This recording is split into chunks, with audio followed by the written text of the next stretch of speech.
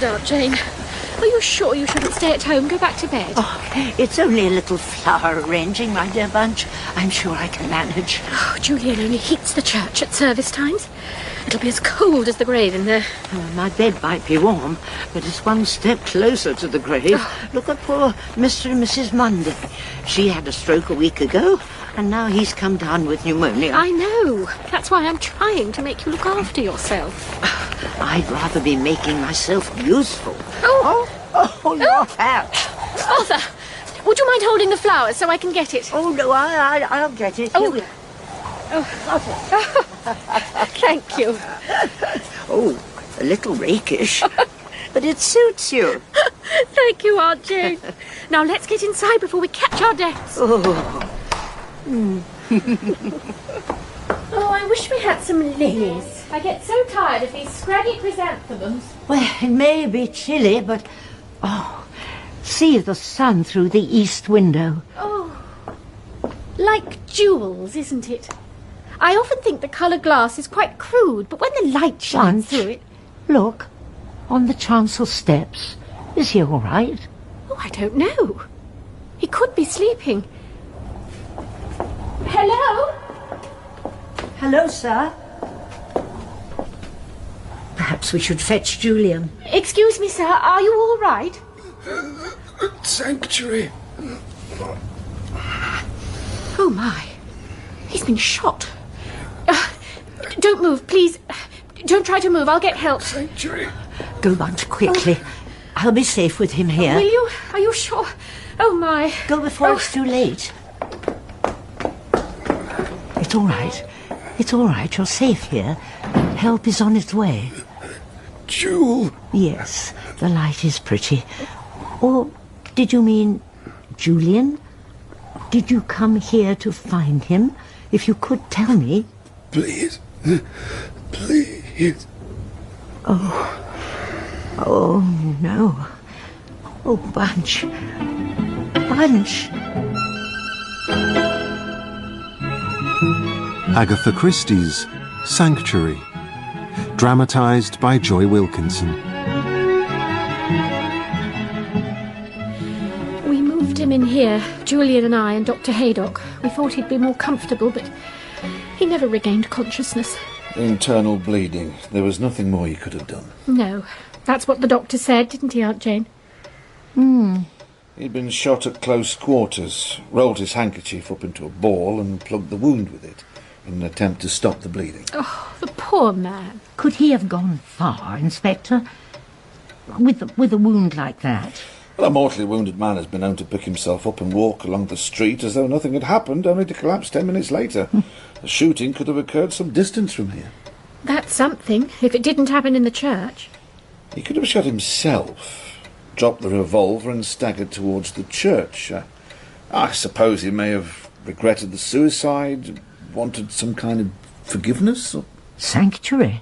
That's what he was looking for. That's what he said when we found him, Sanctuary, and Julian. Although my husband is certain that he never knew the man. It may have been Jewel, not Julian. He could see the light from the east window. Did he say anything else? Nothing that made any sense. He said, please, twice. They were his last words. Please what? I don't know. He was grasping at his side as he said it. It was as though he wanted me to do something, but I don't know what. You did everything you could, Aunt Jane. Oh, come this way, Inspector Slack. I have things from his coat.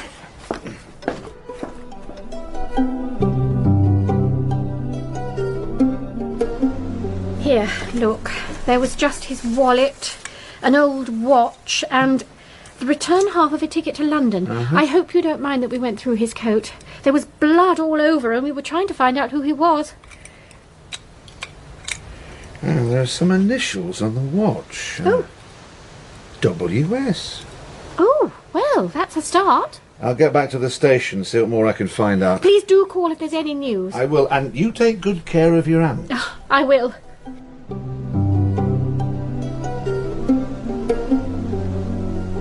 Oh, that was a delicious dinner, Bunch. You've barely touched it. But now I really should be going home. Oh, I've told you you're welcome to stay the night. We've got plenty of room. Shouldn't you answer that? Only if you promise not to vanish while I'm gone. I promise. Go along now, it could be important. Sanctuary. Jewel. Please. Please. Oh, Jane, you've put your coat on. I told you, dear, I'm going home. That was Inspector Slack. It's all been solved, the man. You know who he is? His name was Sandbourne. His sister, a Mrs. Eccles, she called the police to say he'd gone missing from their home in London and had taken her husband's revolver with him. He'd been depressed. They think he came here from London and shot himself? He'd been in a low state for some time and getting worse. But why come here? Did he know someone here? Inspector Slack didn't say. I suppose when someone is unwell like that, there's no accounting for how they behave. I suppose so. It's a huge relief, though, isn't it? That it wasn't a murder. Yes, dear. If that is indeed the case. Mrs. Eccles wants to pay us a visit tomorrow. Me, I mean. You don't have to be here.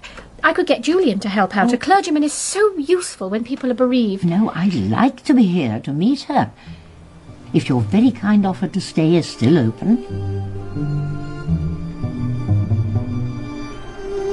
It's been a terrible shock, as you can imagine. A terrible shock. Yes, I'm sure it must have been. Can I offer you some tea, Mrs. Eccles? Oh, no, it's very kind of you, I'm sure, but I just came to find out about poor William, what happened, what he said and all that, you know. Do you really think your brother could have shot himself? He'd been abroad a long time. I know he'd had some very nasty experiences, though he never said what. Very quiet and depressed he's been ever since he came home. It said the world wasn't fit to live in. There was nothing to look forward to. Oh, poor Bill. He always was a troubled soul. Oh, dear. Perhaps I should fetch Julian. You think William took your husband's revolver? Pinched it, he did, without our knowing. And then it seems he came here to finish it. I suppose that was nice on his part, not doing it in our house. Why come here, of all places? Well, that's what I was wondering, Miss Marple. If he said anything, giving you any clues to what he was thinking? He said sanctuary. Sanctuary? What does that mean? I asked my husband. In Greek and Roman temples, it meant the place where the statue of a god would be put. In Christianity, you have the right of sanctuary in a church. Since the 4th century, my husband says. Oh, right. I think it means he chose here because it's a holy place. It makes sense if he took his life, that he might want to make amends. What do you think it means, Mrs. Eccles? I have no idea. No idea at all. Sorry. I should let you get on with your day. Vicar's wife is a busy lady, I know that. Oh, I really don't mind if you'd like to stay and talk. You're very kind, but I've so much to do. Oh, I almost forgot one other thing. I think you've got his coat. The police said you had it, and I'd like to take all of his things, you know, sentimental-like. Oh, well, I gave the inspector everything from the pockets, his wallet and watch. What about the coat? Oh, well, it was such a mess. I'm not even sure what I did with it. I believe it went upstairs with the towels and basin. Oh, yes, it needed a proper clean. It was so stained. Could I have it back, please? What now? Before it's been cleaned? But that doesn't matter. It's the last thing that he wore. I'd really like to have it, if it's not too much trouble, please. No, of course, it's I'll no trouble. get it, Bunch. You stay here. I won't be a moment.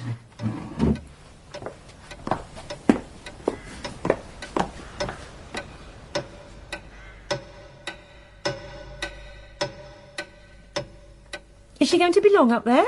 I'm sorry.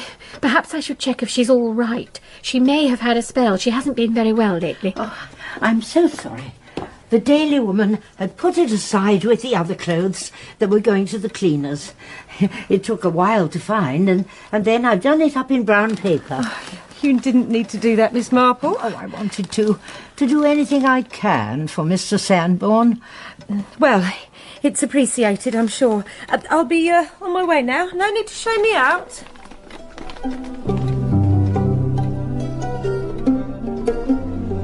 I don't feel like I was any help. Perhaps I should have got Julian in to console her. I don't think she was really in need of any consolation. What do you mean? I don't believe she was his sister. He knew what sanctuary meant, the way Julian knows. He was well-read, educated, nothing like her. I'm not sure that's fair, Aunt Jane. Julian is much better read than I am, much cleverer in every way. People can be completely different, however closely related they are. You are a clever bunch. But on this matter, I'm sure you're mistaken. She had no interest in the wallet or the watch, but the way she wanted his coat, that old, shabby, blood-stained coat, just as it was, that wasn't for sentimental reasons. Why else would it be? When he said jewel, he might not have meant the light. The way he kept grasping at his side made me wonder. You think there were jewels hidden in the coat? No, but there was something in there. When I found the coat, I saw that the lining had been sewn up with a different thread in one place, so I unpicked it, and I found a little piece of paper inside, and then I sewed it up again quickly with matching thread. That's why I took so long. But luckily, I'm an old lady who takes a while to do things, so she shouldn't have reason to suspect anything. Aunt Jane, I'd been worried that you'd been ill up there. What was the piece of paper? It was this. A cloakroom ticket for Paddington Station. A cloakroom ticket? Mr. Sanborn had a return ticket to Paddington in his pocket. Hang on. A return ticket? Doesn't that prove that he was planning to go back? Not planning to commit suicide? Clever girl. But someone had other plans. Maybe Mrs. Eccles or someone she's in league with. And they shot him because they want whatever he's got hidden. At Paddington Station. That's why he said please. He wanted me to find the cloakroom ticket before Mrs. Eccles. No wonder she was so desperate to get that coat. This calls for action. I'll call Inspector Slack. No, not just yet, Bunch. I was thinking more of a nice trip up to London. We could go to the sales, get a few new towels and sheets, pass through Paddington Station. Really, Aunt Jane? Are you sure you're up to that? Oh, it's remarkable what effect the proximity of death can have. I've never felt more alive, and it's my responsibility. That poor man begged me. But shouldn't we leave it to the police? We're only collecting an item from the cloakroom. It'll be perfectly safe, as long as we're not followed. Followed? We'll go right now and call by to see Edna on the way. I think I'll be needing the old speckled tweed with the beaver collar.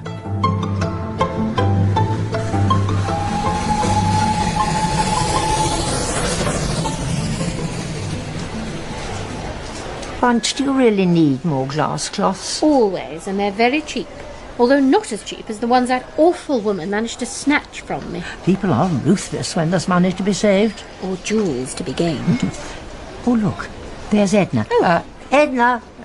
Oh, nice to see you here, Miss Marple. So kind of you to give me the afternoon off. Well, you're still working after a fashion. Have you got that, envelope? Ma'am, here you are. Excellent. Now then, off you pop and have a lovely afternoon.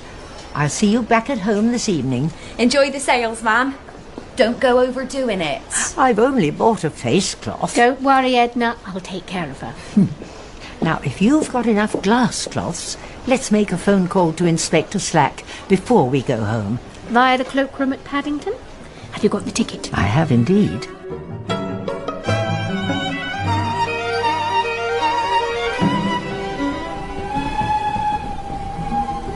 You look tired, Aunt Jane. The sales are enough to tire anyone out. You'd better let me carry the case when we get back. Oh, it isn't heavy. No, but if someone has followed us and tries to take it, then I don't want you getting hurt. Someone most certainly has followed us, and they will try to take it, which is why I should be the one carrying it. I don't want you ending up like poor Mr. Sanborn. I don't want you ending up that way either. Oh, better that than ending up like poor Mrs. Munday. Oh, I knew we should have let the police deal with this. The police should be there if Inspector Slack got my message. Oh, here we are. Please let me carry the case, Aunt Jane. Do stop fussing, Bunch. I'm trying to look after you. Yes, but there comes a point where you can't. Sorry, Bunch. I have to do this. You understand? Very well. But I'm here if you need me. Not too close, Bunch. I don't want you to put him off. Ooh, where is he? Are the police here yet? Oh, you go and check. I'll just wait here. Oh.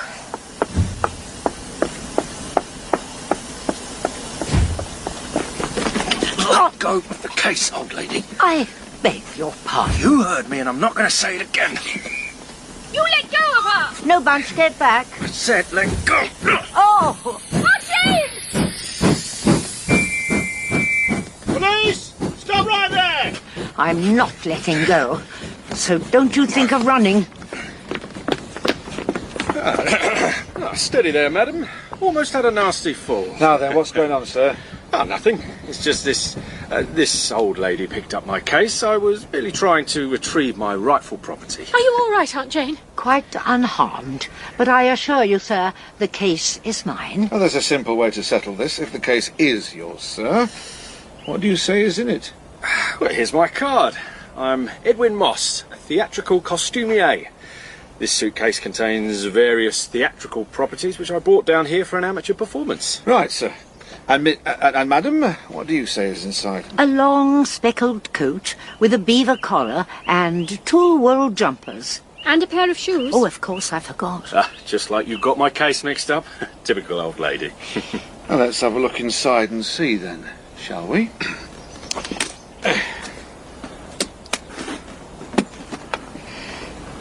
A beaver coat, 2 jumpers, and a pair of shoes. But it can't be. Because you saw me collect it from the cloakroom. But you didn't see my housemaid switch tickets with me beneath the face cloth. Face cloth? What? Well, I don't know what you're talking about. I better go and find my case. Not so fast, Mr. Moss. I think you've got some explaining to do at the police station. May we call in at my house on the way, Inspector Slack? I think Edna should be back soon, and I'd like to see what she has picked up in London. She's not back yet, but I can put the kettle on. No, take a seat, Bunch, please. I'm sure you'll find whatever Mr. Moss has to say most diverting. Go on, Moss. If you come clean now, it could go better for you in court, depending on what you've done, of course. Well, I haven't done anything. It was all her idea. Mrs. Eccles, you mean? She's not Mr. Sanborn's sister, is she? She does have a brother who's been abroad and come back a bit touched in the head, but he's still alive. Unlike Bill Sanborn. So who was he? I can help you out there, Mrs. Harmon. It's what I've been looking into this afternoon.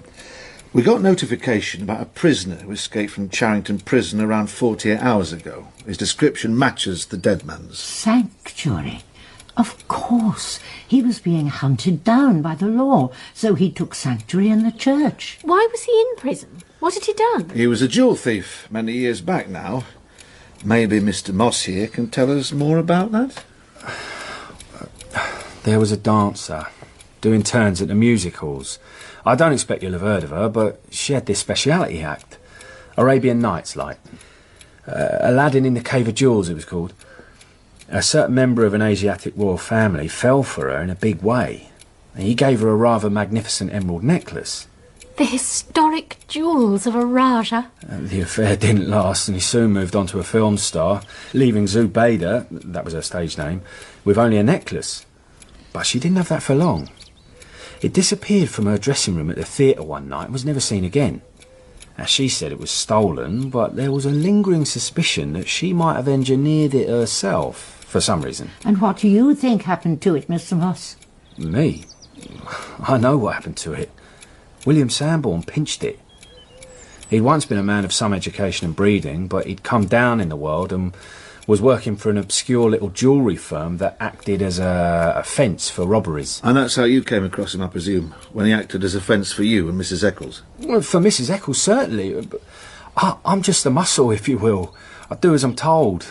Don't make any decisions. So Mr. Sanborn stole the necklace and went to prison for it? No, Sanborn went to prison for acting as a fence in several other jewel robberies, but no one ever knew what became of Zubaydah's emerald necklace. Oh, we knew all right. And we knew that he knew. So when we got word from our contacts inside that he'd escaped, Mrs. Eccles got straight on the case. To get hold of the suitcase, which you believed contained the jewels. We tracked him from London to here, caught up with him behind the station. Tried to make him see sense, tell us where the jewels were hidden, but he wouldn't play ball. Mrs. Eccles got angry, tried to make him talk, but even with the bullet in him, he still wouldn't. He wouldn't breathe a word. He just stared at us. A death-cold stare, and walked away. As she told me to follow him and finish him off, but I couldn't.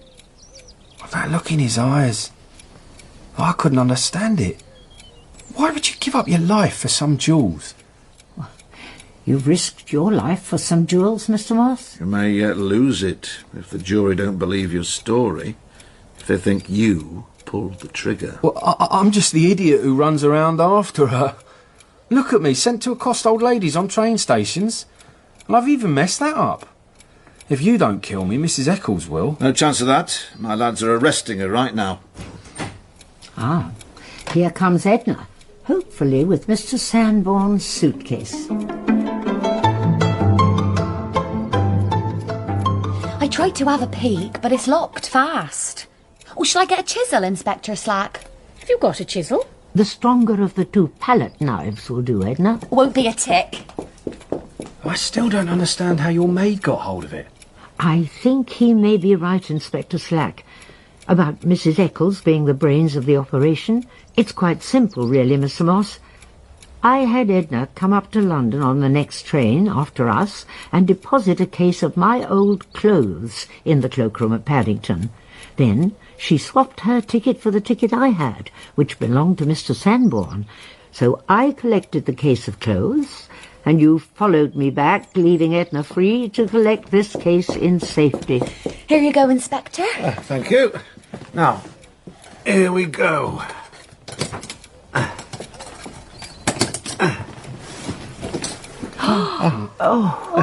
Aladdin's cave, the flashing jewels she wore to dance. I don't get it. Where's the necklace? That's just her costume. Well, look at the costume. What if you were right, and Zubaydah did plan the theft of the necklace with Mr. Sanborn, who was a jeweller? He took the stones from their setting and fastened them here and there on her theatrical costume, where everyone would take them for mere coloured rhinestones. That's why the necklace was never seen again. She made sure it went missing before anyone more unscrupulous tried to steal it. Mrs. Eccles, for instance. So the jewels were there all along, on the costume. Oh, Mrs. Eccles is going to go mad. Both you and Mr. Sanborn were under the spell of very clever women, Mr. Moss. But I think William may have meant more to Zubaydah than you do to Mrs. Eccles. How do you know that, Aunt Jane? Because of this suitcase. Zubaydah must have left him her jewels when she died. Well, she is dead, isn't she? Died last year.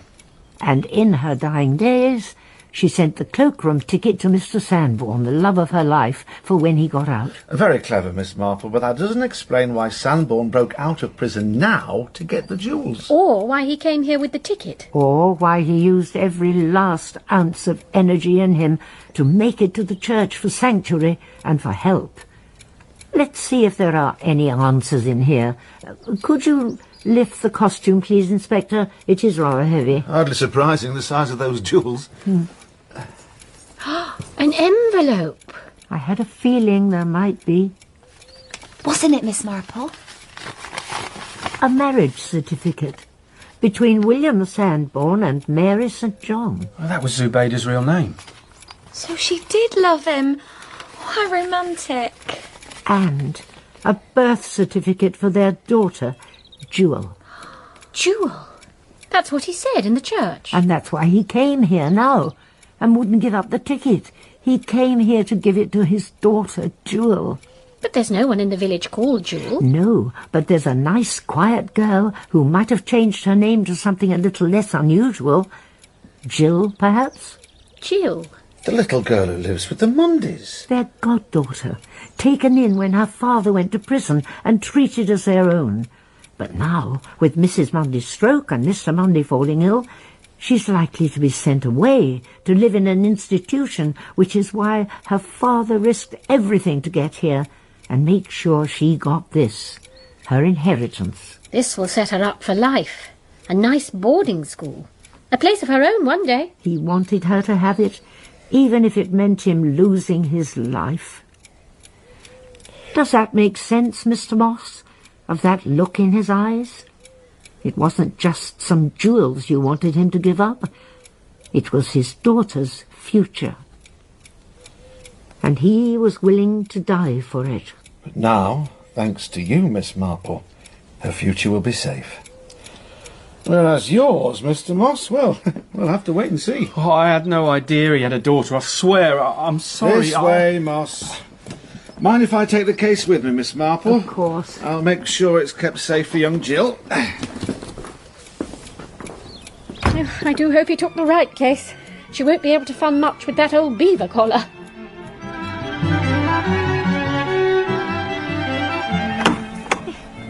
Oh, thank you, Bunch. They brought lilies. Oh, lovely. So much nicer than those chrysanthemums. They're not for the church's flower arrangements, sorry. They're for Mr. Sanborn's grave. Oh. Where is it? Over here. Let me take your arm. It's a little uneven on the grass. Oh, I can manage, Bunch. It was only the other day I was fending off a violent attacker. And I still haven't forgiven you for that. Look. Here it is. Oh, yes.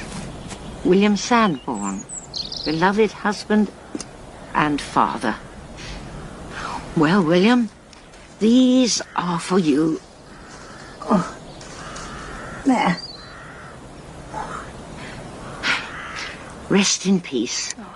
I hope you found sanctuary. Why don't you come back to the rectory for tea? I'm sure Julian would love to see you. Oh, thank you, Bunch, but not now. I think I'll go home. You're not feeling ill again, are you? Oh, no, I'm fine. No need to fuss. Very well. I think I'll walk back along the riverbank.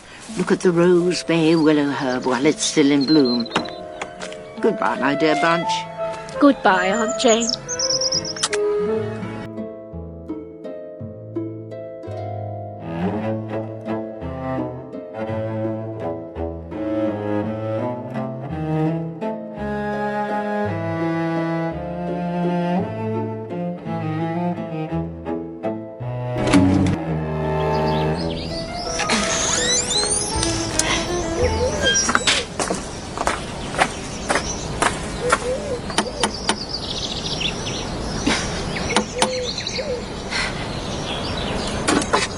Mrs. Spenlow? Hello?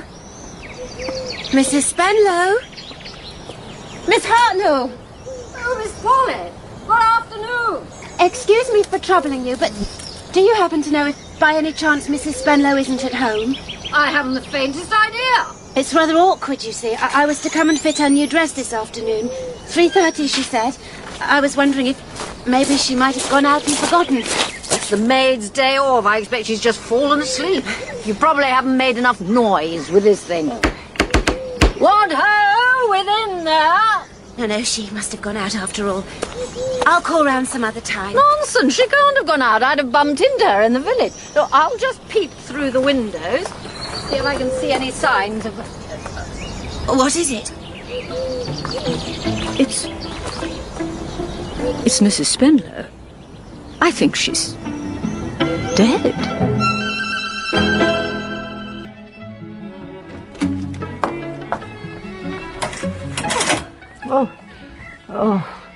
Oh, no, Bunch, please leave them closed. Come along now, Aunt Jane. Dr. Haydock said I was to take things slowly. He also said that you're better now. Your fever's gone. You have to start getting back to yourself again. Myself? Why would I want to go back to being that? An old woman. Ah, yes. He said depression was a common after-effect. You are a very dutiful goddaughter, Bunch, but you should be back at the rectory with your husband. You've got your whole life ahead of you, whereas I was wrong. What you need is to get out of yourself. Occupy your mind with something else. Why don't you look through your wardrobe and decide which clothes you want Miss Pollitt to alter? You've lost so much weight. I don't want my clothes altering. I don't want to get dressed. Well, what about this new book of Raymond's? He sent it specially to keep your spirits up. Well, I can't think of anything more likely to make me depressed. His awful stories about unpleasant young men and women killing each other for no good reason. I'm sure it's all very modern, but I am not. I'm afraid I am hopelessly Victorian, past my time. Oh, you make a start on the book. I'll be back in a moment.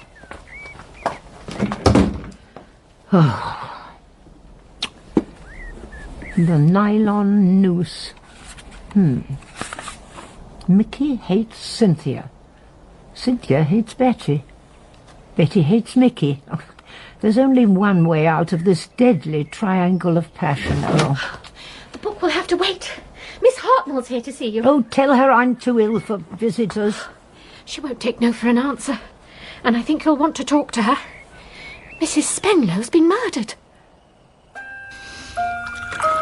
Lying on the hearthrug in the sitting room, in her kimono, strangled. Would you like some tea, Aunt Jane? Oh, no, thank you, Bunch. Go on, Miss Hartnell. And of course I managed to keep my head. That Pollock creature wouldn't have had the least idea what to do. Got to keep our heads, I said to her. You stay here, and I'll go and fetch the police. One has to be firm with that sort of person. I've always found they rather enjoy making a fuss. Yes, that can often be the case. So, I was just going off when, at that very moment, who should come walking around the corner of the house but Mr. Spenlow. How did he look? Frankly, I suspected something at once. He was far too calm. When you first saw him, or when he heard the news? From the very first, and throughout. He didn't seem surprised in the least. And you may say what you like, but it isn't natural for a man to hear that his wife is dead and then display no emotion whatsoever. Perhaps he was in shock. Perhaps. It's more likely that he was thinking about the will. Money was all hers, of course, and she's left it all to him. Oh, dear. That is suspicious. No, Arthur Spenlow did it. I have no doubt in my mind. But for some reason, they haven't arrested him yet. Which is why I thought I'd pop in and see you. Inspector Slack said he's not taking any further action until he's spoken to Miss Marple. Oh, Edna's out shopping. I'd better go and get that. I don't understand. Why would Inspector Slack want to speak to me? That's what I want to know. It's Inspector Slack. He wants to see you. What did I tell you? Let me show you out, Miss Hartnell. Oh, what? Right away? Oh, well, yes, I suppose so, if I must. You will be sure to tell me what he says, won't you? Oh, I'm sure it's nothing. Thank you for calling. Now, tea.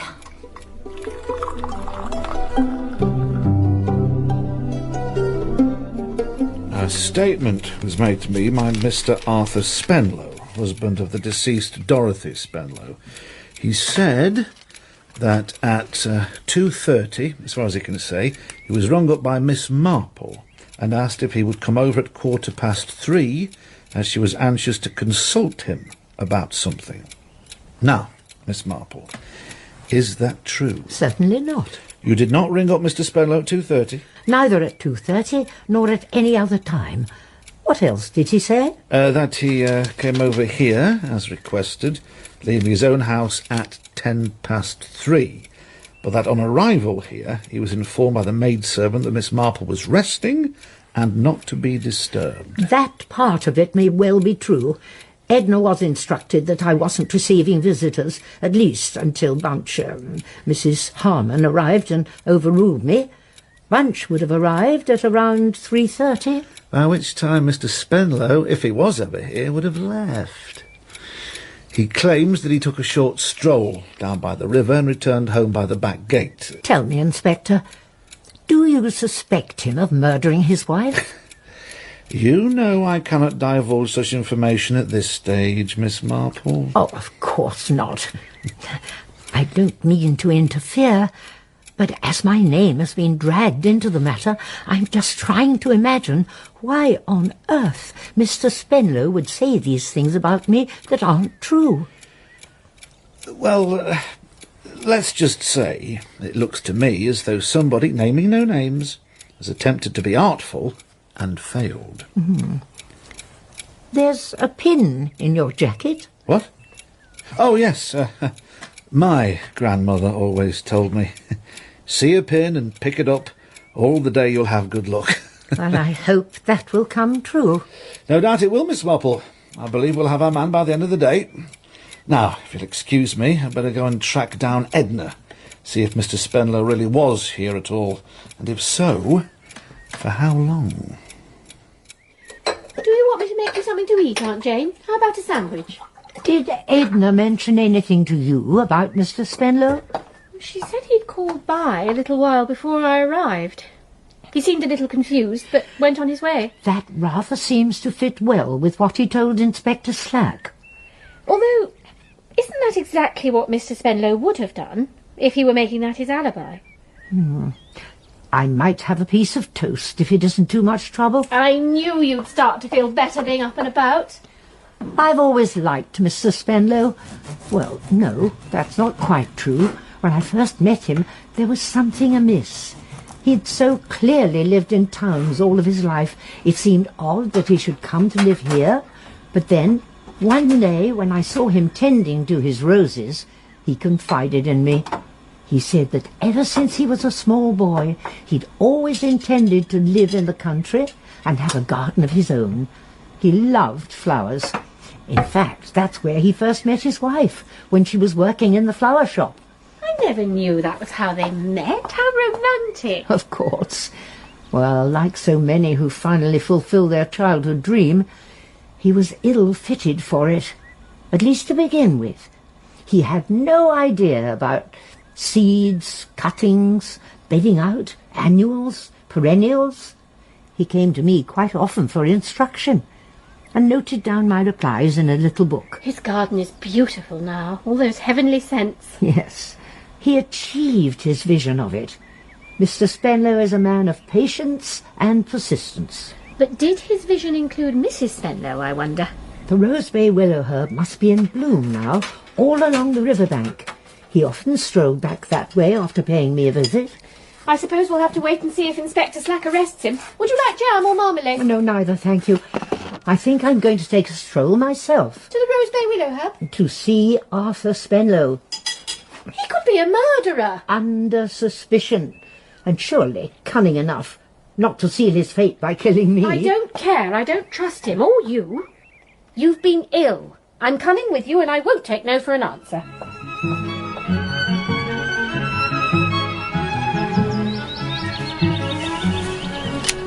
I wasn't her first husband. Dorothy had been a between maid in a large house in London. Sir Robert Abercrombie's place. Oh, yes, I'd heard of it. Beautiful gardens, I'm told. Well, Dorothy must have thought so. She left to marry the second gardener, and they started the flower shop together. He fell sick and passed away, but she carried on with the shop and did very well. That's where she made her money. None of it was mine. I'd inherited a small jewellery business, but it never prospered. I closed it down shortly after we married. So you could run the flower shop together? Only for a little while. My wife sold her business and invested the proceeds under Spirit guidance. Her first husband, that is. I had no idea she was a spiritualist. She always came to Sunday services. Julian had her down as Church of England. Oh, she was that too? Dorothy was very open on such matters. I'm not, I'm afraid, so I didn't take much interest. So, after she invested the money, that's when you moved to St. Mary Mead? That's right. We had this vision of what it would be like living here. Me with my garden, her taking an interest in the village happenings, playing bridge, going to church. We did everything we could to make it a reality. But there were still other sides to you both that didn't quite fit in with the vision? I've been quite happy here. Dorothy found it harder, but we rubbed along well enough together. You don't think I killed my wife, do you, Miss Marple? The police think you did, and so does half the village. But I didn't. I would never... I know that's what I would say, which is why I've tried not to say anything much to anyone else except for the facts, or what I believed to be the facts. I truly thought it was you who would phone me. It sounded like me? Well, not exactly, thinking back, but I knew you'd been ill, so I put it down to that. When your maid said you weren't having guests, I assumed you'd had a relapse. I was going to cut you some flowers when I got back. Have Mrs. Spenlow make them up into a nice bouquet, but... I'm terribly sorry, Miss Marple. Mrs. Harmon. Oh, not at all, Mr. Spenlow. It must be very distressing. I was sincerely attached to my wife. I assure you, I feel her loss very keenly. I was simply not raised to make displays of emotion. That was my Uncle Harry's motto. Never display emotion. He was a man of unusual self-control, and he was also very fond of flowers. They think I strangled her with my belt. They took it from me as evidence. You may get your belt back yet, Arthur. I don't know. He's been very clever. There's no evidence. That's why I couldn't tell Inspector Slack. There's no facts that would help. It would simply incriminate me further to try to point the finger elsewhere. Point the finger at whom? At Ted Gerard, I'd imagine. You know? Not know. As you say, there's been no evidence as such, but there's certainly been speculation.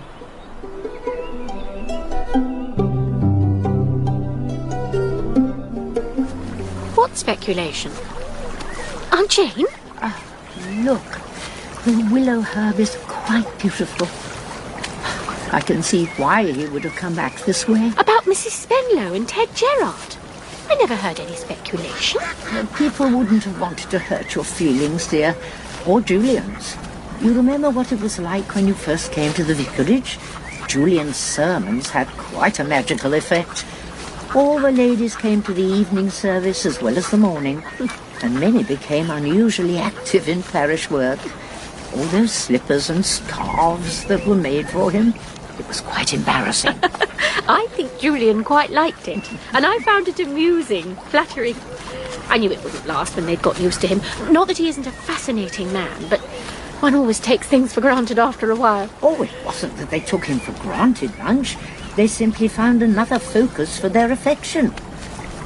One who was rather more available. Ted Gerard. He had the religious element, good looks, and the kind of shady past that some women seem to find exciting. Embezzlement, I believe it was. He was never arrested. But when he found God, he confessed to his crimes and gave the money back to his employers. He lost his job and ended up here, living on the charity of an old aunt and the rest of your husband's former admirers. Including Mrs. Spenlow. She wasn't as settled in the country as her husband. You could tell she was casting around for something and was easily influenced by an attractive, charismatic young man. They spent a lot of time together, and I have heard it said that she gave him substantial donations of money. But why would he kill her? If she was giving him money, unless maybe she'd refuse to give him any more. It may have been about the money, or it may have been an old-fashioned crime of passion. Don't forget what Mrs. Spenlow was wearing when she was murdered. Her kimono, in the afternoon, when her husband was out. Of course. They must have been having an affair. Well, no, not necessarily. But it's certainly worth paying him a visit. Oh, no, Aunt Jane. I think we've done enough. I think we should go back and tell what we know to Inspector Slam. I'm sure somebody told me that the best tonic was for me to be up and about, engaged in something. Not a whistle-stop tour of murder suspects. Mr. Spenlow was one thing, but Ted Gerard is quite another. He could be quite a ruthless young man. Yes, I imagine he could. But surely not to a vicar's wife and an old lady who are paying him a visit out of kindness. New slippers. Very kind of you, Miss Marple. Very thoughtful indeed. And Mrs. Harmon, such a lovely scarf. Don't mention it. Our pleasure. Our churches may differ, but our Lord is the same. I appreciate the gesture. Oh, please have a seat, if you can find one. Do excuse the mess. Oh, are you moving? Yeah, I'm afraid so. I've just returned from a group meeting in the city, and I've been called upon to spread the word further afield. You know how it is, Mrs. Harmon? Yes. Which train did you catch into the city? The 2:27, and I've only just got back. So you haven't heard the news about Mrs. Spenlow? Mrs. Spenlow? Oh, yes, I know the one. What news?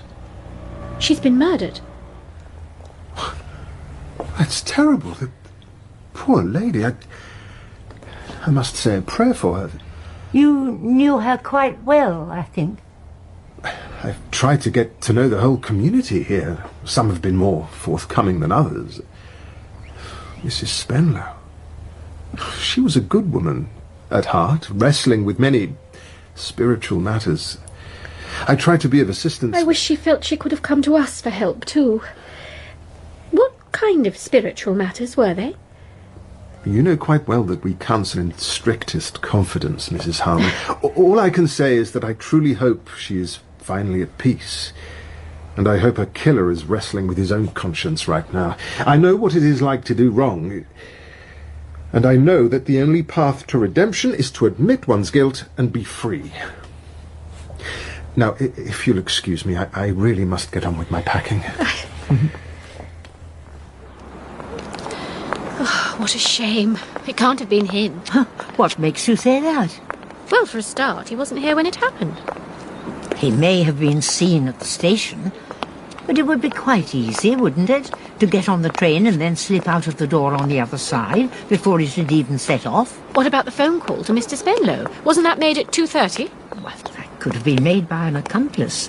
Ted Gerard wasn't going to admit anything to us, but perhaps Inspector Slack can interrogate him before he absconds. He did want to make his arrest today. What did I tell you, Miss Marple? By the end of the day, and it's not even dinner time yet, Spenlow will be getting served his dinner very shortly behind bars. But what about Ted Gerard? I have dispatched Constable Polk to take a statement and to take a look at his belt, but the evidence against Spenlow is mounting up by the moment. Did you know that his wife used to work for the Abercrombies? At Sir Robert's London house, yes. It was the site of a significant jewel robbery. Emeralds worth a packet, taken from her ladyship and never seen again. Turns out Spenlow was a jeweller, perfectly placed to act as the fence. Once you scratch the surface, he becomes a very dubious character. Yes, although, of course, he wasn't married to Mrs. Spenlow at the time. Oh? She was married to Sir Robert's second gardener. I believe Mr. Spenlow keeps a lot hidden beneath the surface, but that does not make him a murderer. If this Ted Gerard story is true, then Spenlow would have had all the more reason to finish her off. Jealousy is the main motive, and then the money he'd inherit is a bonus. Didn't you find any clues, Inspector, at the scene? People don't tend to leave fingerprints and cigarette ash nowadays, Miss Marple. Not usually. But this, I think, was an old-fashioned crime. Well, excuse me a moment, ladies. Oh dear, I think he might be right. It does all sound rather damning for Mr. Spenlow. An old-fashioned crime. Oh, if my poor old head hadn't been so addled by illness, I might have realised sooner and avoided all of this trouble. Realised what? There you go. That's Ted Gerard's belt. And it's most certainly not our murder weapon. How can you be sure? Observe the width. The belt that was used to strangle Mrs. Spenlow was much narrower, the same width as Mr. Spenlow's belt. I see. Yes, that makes sense. Sorry, Miss Marple, but you can't always be right. Now, you go home and get some rest now, eh? Best leave this to me. What ho, within there? Miss Marple? Oh dear. Shall we keep walking? I could do with a sit down. You're not feeling ill again, Aunt Jane? Oh, no. I just need a moment to myself to think things through. Oh, there you are, Miss Marple. I was beginning to worry that you've been done in too. Your maid seems to have abandoned her duties. Oh, how many times have you called by? No more than half a dozen. She's been slow to answer every time. I'm sorry to say it, Miss Marple, but she's another useless creature like Miss Pollitt. How these women stay in service so long is beyond me. Oh, my. I've just remembered I asked Miss Pollitt to call by about your clothes. She must think we're ever so rude not being here when she called. Oh, I told her to go away. Come back later. Last thing we need is her fussing around us. Now, then, Miss Marple, you did promise to tell me what happened with Inspector Slack. Sorry? Would you mind calling back tomorrow? There's an urgent matter I have to attend to. Oh, well, is it something to do with the murder? Thank you, Miss Hartnell. Sorry, I'd better... We'll see you tomorrow. Well, yes, I'll see you then. Oh. Bunch, would you please call Miss Pollitt and ask her to come over now? About the clothes? I thought you wanted some time to yourself to think. I've done my thinking, and I'd like to see Miss Pollitt.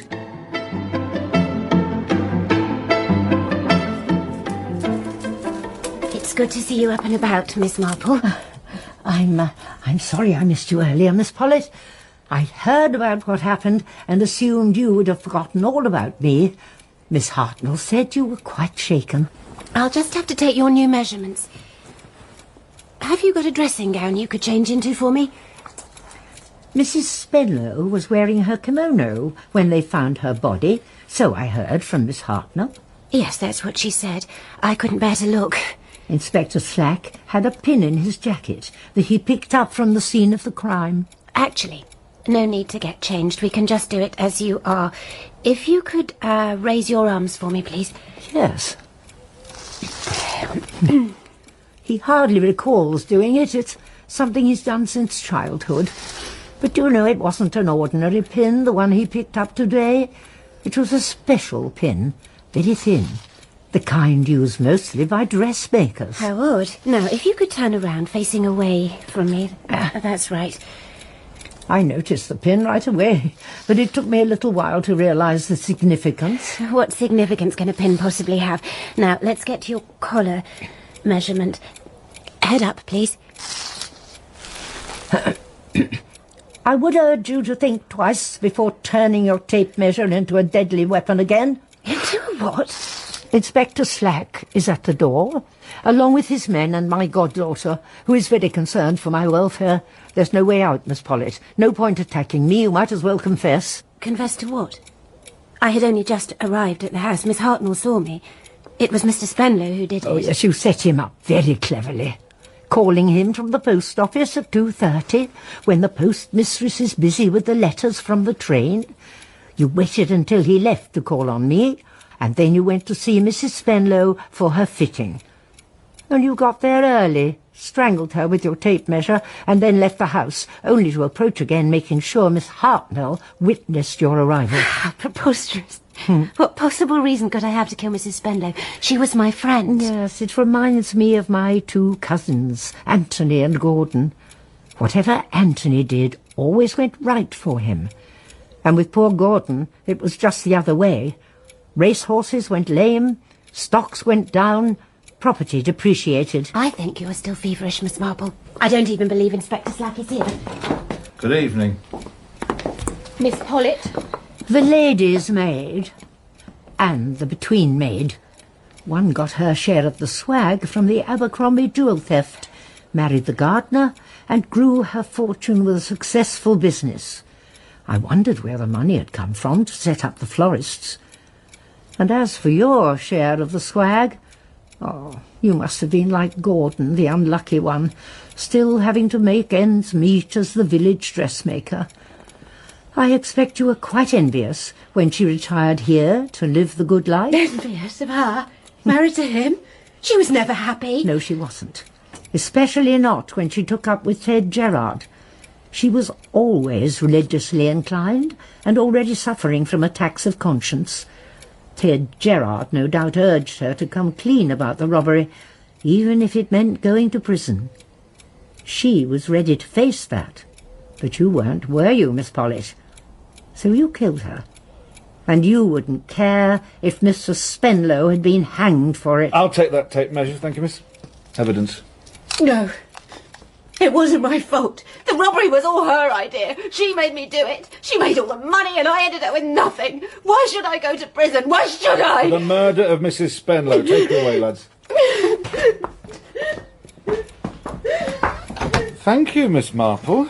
I'm glad you're on the mend. It's your grandmother you have to thank. Find a pin and pick it up. All day long you'll have good luck. Thank goodness for old women, eh? Is there anything for dinner, Bunch? I think I could manage a little something.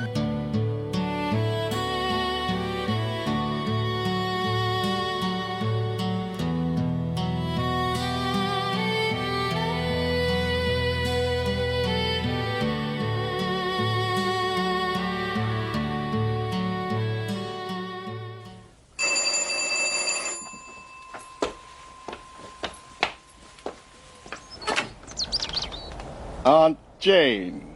Raymond. What a lovely surprise. What happened to your housemaid? It was Ella, was it? Edna, it's her day off. Oh, I'll bring the cases in later. They'll be fine in the car out here, won't they? Well, I must say. Oh, it's good to get away from London. Sorry, what cases? Well, didn't Bunch tell you? Bunch is away overseas. Julian was invited to speak at a conference. They'll be away for a month. Exactly. So she asked me to come down and look after you during your convalescence. Oh, I'm quite recovered now, thank you. I told Bunch not to worry herself, or anyone else. Oh, Bunch does worry, and rightly so. Can't take any chances at your age. What if you'd collapsed while Ella was out? You know, it's a good job I came when I did. Well, it's very nice to see you, Raymond, but Edna will be back tomorrow, so you'll be safe to go then. Oh, no, I gave Bunch my word. And I'm staying for the whole month until they get back. But what about Joan? Your work? I wouldn't want to keep you away. Oh, Joan has all manner of plans for redecoration in my absence. As for the work, I've got a deadline looming, so being stranded in the countryside should be just the thing. What did you think of the last book? Did it get you through the dark days of your malaise? Oh, I'm afraid I haven't had a chance to read it yet. Oh. Well, you'll have plenty of time now I'm here to help. I'll get started on dinner. I've brought my own egg timer. I've already started on dinner. Why don't I cook and you make yourself at home in the spare room? You'll be spending a lot of time in there, I imagine, if you're on a deadline. Well, maybe just this once, as you're looking so spry. No, I think you'll like this new book. It's not as gruesome as usual, more of an old-fashioned kind of mystery. And you might even be able to help me with it if I should run into any trouble. Ah, I see. To be honest, Aunt Jane, the book's been driving me mad. I had to get away before Joan threw me out. You know, you could be saving my career and my marriage. Well, I'm not sure how much I can help, but the peace and quiet is bound to be good for you. We're going to have a great time, Aunt Jane. Just you wait and see. Oh, dear. Agatha Christie's The Case of the Perfect Maid. Dramatised by Joy Wilkinson.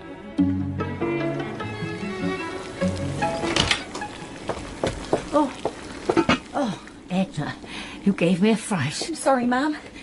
Weren't you going to have the cold cuts I left for dinner? My nephew Raymond has come to stay. He prefers a hot dinner. Oh, if I'd have known, I'd have made sure I'd been here. Would you like some, Edna? That's very kind, but no thank you, ma'am. You're not coming down with something, are you? Is that why you're back early? No, ma'am. It's not me. It's my cousin, Gladys. She's gone and lost her place, and she's so upset about it. Oh, dear me, I'm sorry to hear that, Edna. She does change places quite often, though, doesn't she? Yes, but she's always been the one to give notice. And this time it's the other way around? That's right, ma'am. And it's upset Gladys something awful. The way it happened. The way Miss Lavinia looked. Lavinia Skinner at Old Hall? And her sister Emily, but she's bedridden, so it's Miss Lavinia who took charge, who gave notice. And gave the look. Oh, why don't you sit down, Edna, and tell me exactly what's happened to Gladys.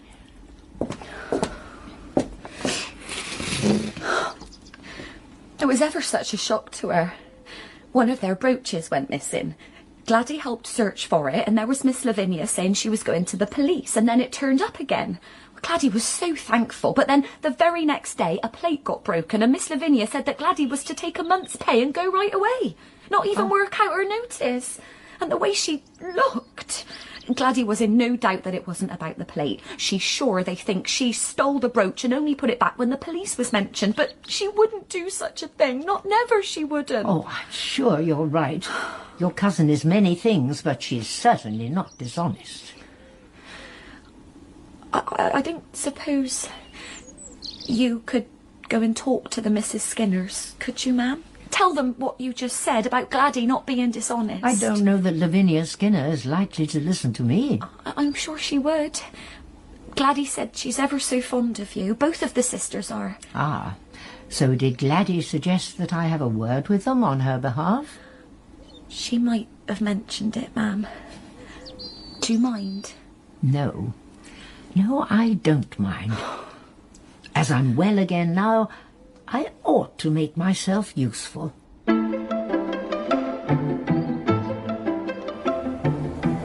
Miss Marple, good to see you out and about again. Good morning, Miss Hartnell. I was going to call by to see you later. Wondered if you were aware that your little maid may be related to a thief. I was in the post office yesterday when Lavinia Skinner confessed that she'd had to let her girl go on suspicion of stealing a watch. It was a brooch, not a watch. And Gladys didn't steal it, nor is any of it a reflection on my Edna. No. Well, of course Lavinia Skinner is just the type to get the wrong end of the stick. Look at the way she puts up with that hypochondriac sister of hers. All day, every day, she lounges in bed, suffering from various imaginary complaints, refusing to see Dr. Haydock because no humdrum GP could understand her condition. What condition? I don't know, precisely. No one knows. And the only one who falls for it is Lavinia. The way she runs round after her, trotting up to the village whenever Emily fancies something special to partake of, usually something expensive and inconvenient. I think Lavinia likes the walk. You could get a bit cut off out there otherwise. Perhaps that's what sent them all funny at Old Hall, or perhaps isolated flats just to attract those odd types. No, I was quite right. Gladys is best off out of there. If you could put the word out that Gladys is innocent and looking for a new position starting immediately, I'd be much obliged, Miss Hartnell. Well, I'll do what I can, Miss Marple. In fact, I'm just going to a meeting at the Women's Institute. If you'd like to come with me, put the word out yourself. I'm afraid I have a prior engagement. Tea with Lavinia Skinner and Emily, if she's feeling up to it. Oh. Well, do give them my regards, won't you?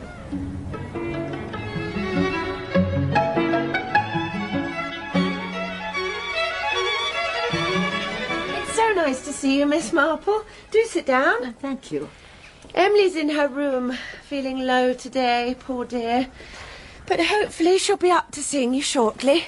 I'm sure it would cheer her up, but there are days when she just can't face seeing anybody. Oh, I was ill myself recently, so I can sympathise. At least you had hope of recovery. Emily's case is not a simple one. She really is wonderfully patient. Can I get you some tea? I'm afraid you'll have to wait while I make it. Oh, yes. I had heard you'd let your maid go. I had no choice. She broke things. Can't have that. Well, we all have to put up with things nowadays. It's so difficult to get girls to come to the country. Oh, it's a nightmare, I know. That couple downstairs haven't managed to get anyone. But that's no surprise. Always quarrelling, jazz on all night.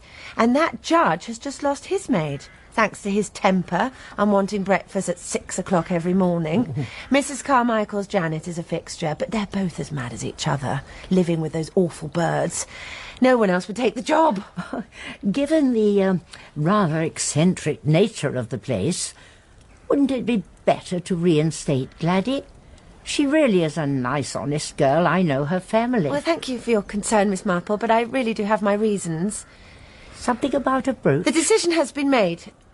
And as it happens, we've been exceptionally lucky and already found a replacement. Already? As luck would have it, I called an agency this morning and found a perfect paragon. She has a 3 years reference recommending her most warmly. She prefers the country and actually asks for lower wages than Gladys. I really feel that we've been most fortunate. She sounds almost too good to be true. Oh, she's real enough. Her name is Mary Higgins and she starts tomorrow.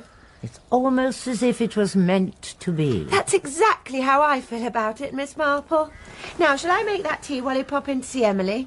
I'm sure it would do her good just to say hello. Oh, thank you.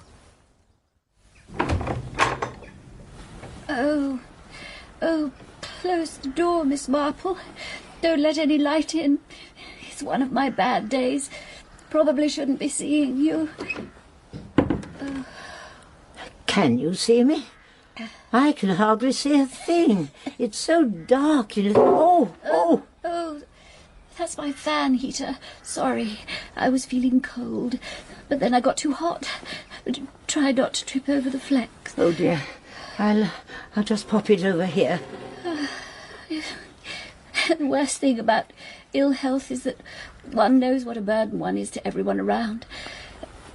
Oh, would you take my hot water bottle to Lavinia? It's on the end of the bed there. Tell her not to put too much water in it, or it weighs on me. But then if it's too empty, it gets cold immediately. Yes, I'll pass on your instructions. Yes, Lavinia's so good to me. Could you perhaps ask her if there are any rusks in the house? I'll ask her on my way out. I think you do need a rest. Yes, I think so too. I'm sorry, Miss Marple. You don't really think that Gladys stole your brooch, do you, Emily? My brooch? Oh, well, one can't say for sure, but it's done now. And now we have the perfect maid. I do hope so. Would you close the door behind you? It's the light.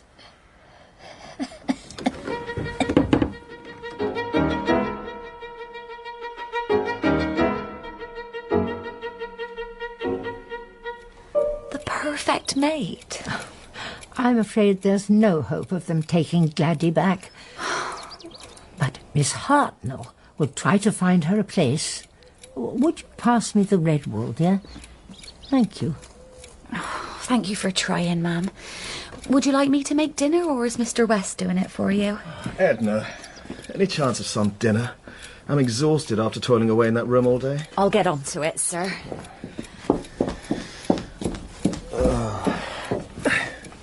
You're working too hard, dear.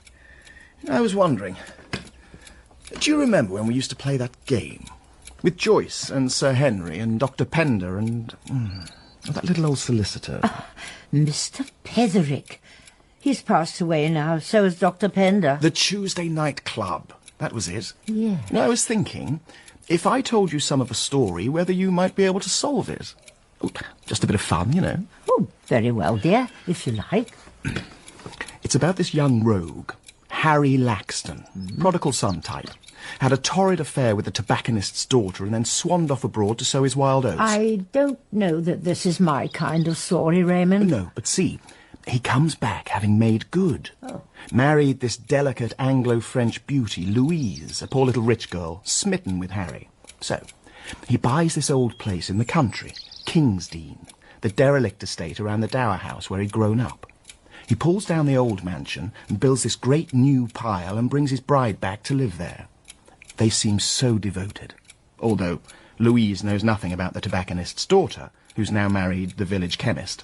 Harry gives her a wide berth, uses boots in town instead. Very wise. So, everything's happy, until one day they're out riding, and this horrible old woman jumps out into the road cursing at them, waving her fist.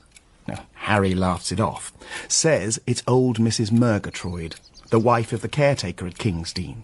She's been a bit mad since her husband died, and is angry at the old house being pulled down. Louise isn't laughing. She thinks the old woman has cursed them, and from then on she feels like the whole place is cursed. Now, after a few more run-ins with Mrs. Murgatroyd, Louise wants to sell up. Harry won't hear of it. Says he'll arrange for the old woman to go out to America and stay with her long-lost son. Louise thinks they'll live happily ever after now.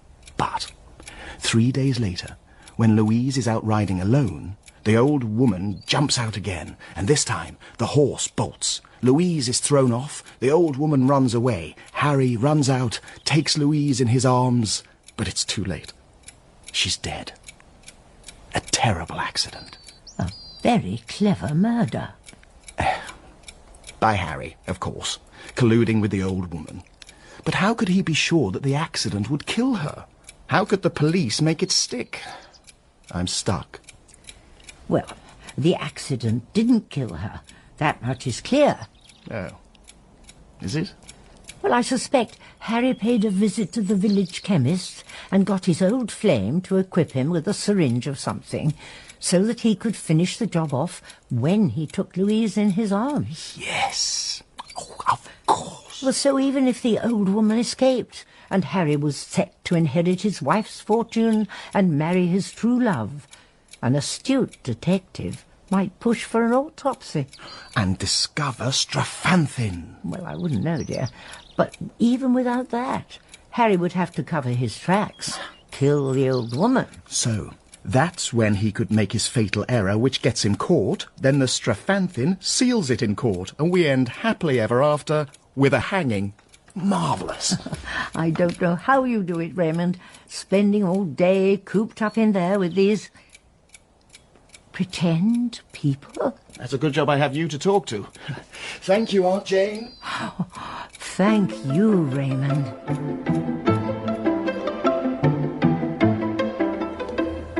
Miss Hartnell, I was hoping to catch you. Have you had any luck finding a place for Gladys? Good morning, Miss Marple. No, nothing for Gladys. The only one short of a maid is the judge at Old Hall. Oh, dear. That wouldn't be right, having her next door to the Skinners. No, especially not with their new maid to show her up. Have you heard about the marvellous Mary Higgins? Most respectable, soft-spoken, a good old-fashioned type of servant. Nothing like Gladys. Yes, Gladys can be rather loud and adenoidal. I'm going up there now to see for myself, or rather to recruit the Mrs. Skinner to be stallholders for the village fete. Will you be helping us, Miss Marple? I could help you right now. I'm on my way to Old Hall via the post office. I can talk to Lavinia about the fete if you like, save you the journey. Oh.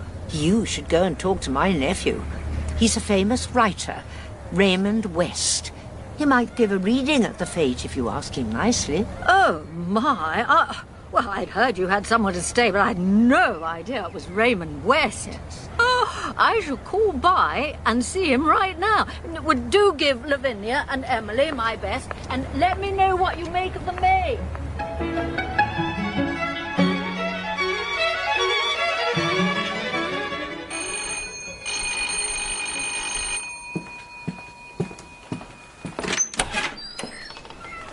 Good morning, ma'am. Are you here to see Miss Lavinia? Oh, you must be Mary. That's right, ma'am. If you'd just come through. May I take your umbrella and coat? Oh, thank you. I'll keep my bag with me. Miss Marple, what a nice surprise. Come on through. Mary, could you fetch us some tea? I won't be long. I'll go and see to Miss Emily then, ma'am, if there's nothing else. Nothing else. Thank you, Mary. Now then, Miss Emily, can I get you anything? A cup of tea. She seems to be everything you'd hoped for. Oh, she really is a godsend, Miss Marple. Cooks nicely, keeps our little flat scrupulously clean, and she's wonderful with Emily. Oh, how is Emily? Might I go and see her? Not today, I'm afraid. Oh. She's been very much under the weather, and with your recent illness, I wouldn't want either of you to take the risk. Oh, dear. So you don't think Emily would be well enough to run a stall with you at the village fete? Oh, we'd love to, but Emily just isn't well enough, and she needs me here to take care of her. Even with Mary on hand? Emily is my sister, and I'm responsible for her well-being, and I wouldn't want Mary to feel put upon and leave. We'd be lost without her. I don't expect she'll leave until she's good and ready. How's your little Edna shaping up? Oh, she's not as good as your Mary, but at least I know all about Edna, with her being a village girl. Miss Emily is asking for you, Miss Lavinia. Oh, dear. Would you excuse me? Oh, well, I'll be on my way. Give my best to Emily. Of course. And I'll see what we can do to contribute to the fete. No doubt we can crochet a few pen wipers. Oh, perfect. If you could just help me on with my coat, please, Mary. Certainly, ma'am. Ah, there it is. Here we Thank go, you. ma'am. Do you want me to hold your... Oh, I'm so sorry, my bag. Now look at everything, what a mess. That's all right, ma'am. I can help. Oh, would you mind? Thank you. My back isn't what it was, and so many things. I really should clear it out. Oh, thimbles, loose change, handkerchiefs. Oh, half-eaten stick of peppermint rock? Oh, my. How did that get in there? It must have been Mrs. Clement's little boy in the post office. Yes, I remember him sucking on it. He must have put it inside there for a joke. It's terribly sticky, isn't it? Shall I get rid of it for you, ma'am? Oh, yes, please. If you could just pass me my mirror. How lucky that wasn't broken. Your umbrella, ma'am. Oh, yes, thank you.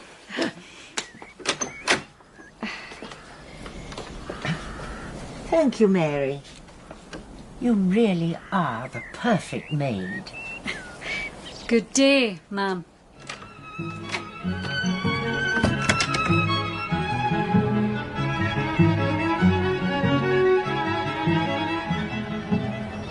It's a shame Bunch is away. She loves the village fete. Yes, but if she was here, you wouldn't have me to liven things up.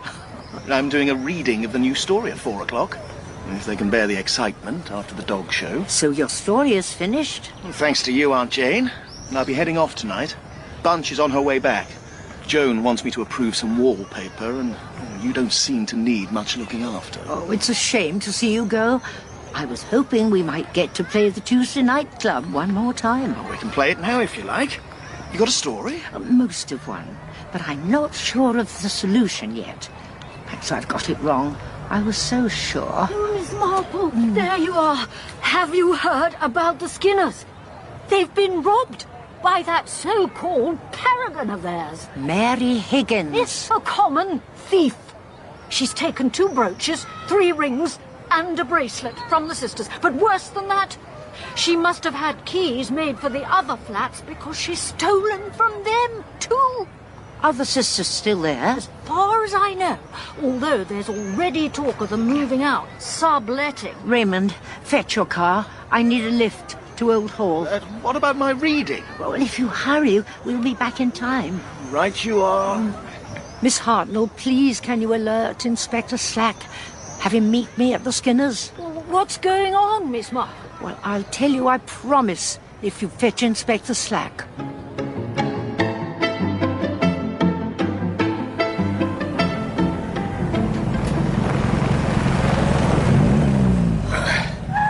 Oh, I didn't mean quite that fast, Raymond.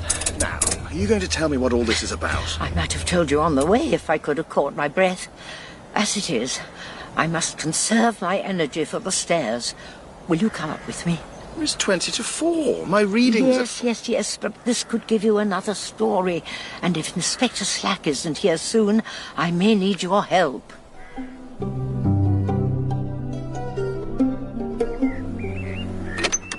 Hello. Oh, Miss Marple. Lavinia, this is my nephew, Raymond West. I wanted to come as soon as I heard the news. Oh, that's ever so kind of you, Miss Marple. And, Raymond. But as you can imagine, we're in terrible disarray. The police were here all morning, but there's nothing they can do. There's no hope of catching Mary? She's vanished into the blue. The agency says the woman who came here was a different person altogether. They have no idea who our Mary Higgins was. Well, she certainly wasn't Mary Higgins, we can be sure of that. Inspector Slack had heard of a similar case in Northumberland last year. They never caught her either. He's got no hope of recovering our treasures, nor of bringing that woman to justice. Poor Emily is inconsolable. I have to get back to her, sorry. Oh, perhaps we could come in and see her? I don't think so. She's in no fit state. I'm going to take her up to London right away to see her specialist. He's the only one who understands her case. I think I may understand it too. I'm sorry, what's that supposed to mean? I mean, oh dear, I hope I shall be able to put what I say properly. So difficult to explain oneself, isn't it? Excuse me. I thought I said you can't come in. Sorry about this. Aunt Jane. Excuse me, Mr. Raymond. You can't both. Oh, it's difficult to explain, but when you come across a peculiar thing, you notice it. Even though peculiar things may be the merest trifles, like Gladys and the brooch, she didn't take it. So why would you think she did? Why would you get rid of her so swiftly? I explained all this. I shouldn't have to explain. And another peculiar thing, Miss Hartnell pointed out your sister Emily is the only hypochondriac who never wanted to see a doctor. Hypochondriacs love doctors. Emily is not a hypochondriac. She's not a lot of the things that she seems to be, I suspect. It wouldn't surprise me in the least if that hair of hers wasn't a wig. If that thin, pale, grey-haired, whining woman is the same as the black-haired, rosy-cheeked, plump woman who was Mary Higgins. Your aunt is out of her mind. Yes, possibly, but I'm riveted. Go on, Aunt Jane. Nobody ever saw Emily and Mary together. But we can see now, if we take a look at Emily... No, leave her alone. Quick, Aunt Jane. The curtains, Raymond, and watch out for the fan heater. Oh, no! Emily. And Mary Higgins, one and the same. Lavinia, run! I don't think so, Lavinia. Oh, you little... She bit me. Oh, steady on, Miss Skinner. What's going on? You've caught the thief, Inspector Slack. Eh? One of them. The other one is here. Emily Skinner, otherwise known as Mary Higgins. Sorry, I don't follow it. Well, me neither. I'm sure she's right, as ever. You can't prove anything. Oh, we probably can, with my mirror, covered in Mary's sticky fingerprints, which will match Emily's and the fingerprints from the Northumberland case. You sneaky old cow. Nice work, Miss Marple. But how the devil did you know? I don't believe in paragons. We all have our faults, and domestic service shows them up very quickly.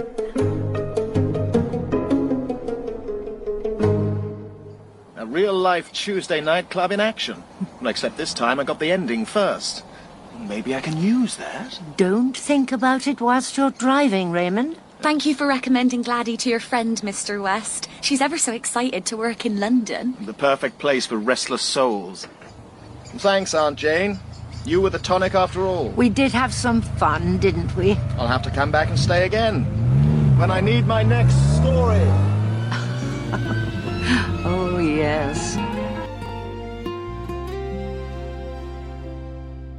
The night grows calm, the story's done. Soft fading light, the setting sun.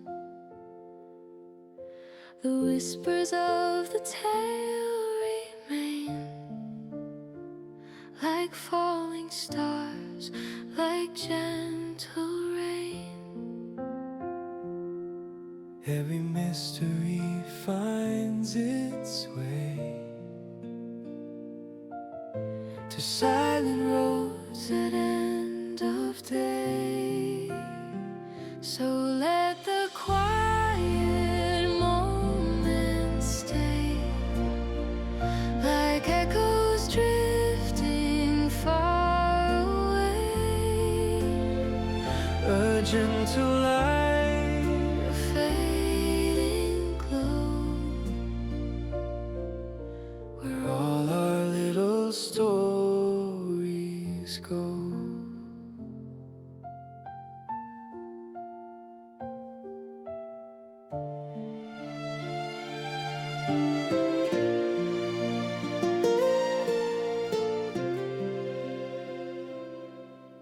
The village sleeps, the lanterns low.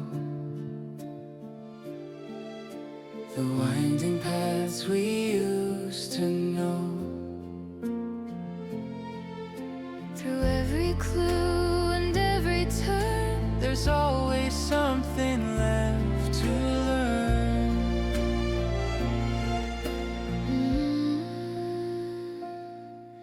and in the calm, the truth appears. Beyond the doubts, beyond the fears. So let the quiet moments stay, like echoes drifting far away.